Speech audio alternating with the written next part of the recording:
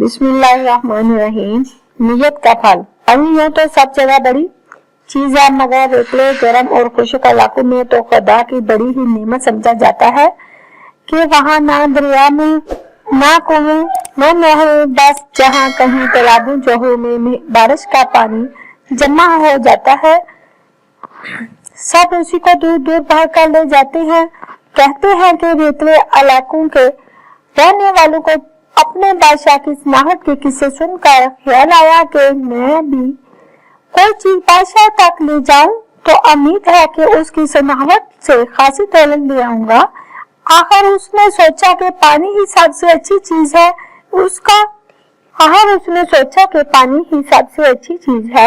उसका एक घड़ा बादशाह के हुजूर तोहफे के तौर पर ले जाना चाहिए। चुनाचा उसने पानी का घड़ा भरकर उठा लिया और बहुत दिन सफर करके उस शहर में जा पहुंचा जहां बादशाह रहता था। ये शहर दरिया के किनारे आबाद था और इत्तेफाक से जिस वक्त गुनाहगार घड़ा लेकर वहां पहुंचा, बादशाह दरिया की सैर के लिए एक कश्ती में बैठने को तैयार थे।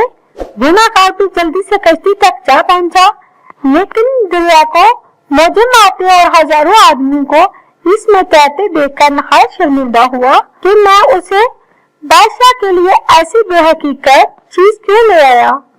बादशाह ने अजनबी गुनाहगार को कश्ती तक आते और फिर हैरान होकर खड़ा रह देख लिया था, इसलिए मेहरबानी से पास बुलाकर पूछा, तुम किसे ढूंढते हो, क्या चाहते हो। गुनाहगार ने अर्ज की, बादशाह सलामत, मैं हुजूर के लिए ये पानी का घड़ा महीने भर की राह से उठा कर लाया हूँ, मगर जहाँ आकर देखा तो ये कुछ चीज ही नहीं। ये सुनकर बादशाह ने खजांची को हुक्म दिया कि पानी दरिया में भिनका कर उसका घड़ा रुपयों से भर दो कि कदरदान इंसान मालियत को नहीं बल्कि नीयत को देखते हैं। इसीलिए कहते हैं कि नीयत का फल हमेशा मीठा होता है। हमारे प्यारे अल्लाह ताला भी मालियत को नहीं मगर नीयत को देखते हैं। हमारी नीयत अच्छी हो तो हमें सब कुछ मिल जाता है। अगर आपको मेरी वीडियो पसंद आई हो तो मुझे लाइक करें और शेयर करें, सब्सक्राइब करना ना भूलें, बेल आइकन को क्लिक करें ताकि आपको मेरी हर न्यू अखलाकी कहानी मिलती रहे।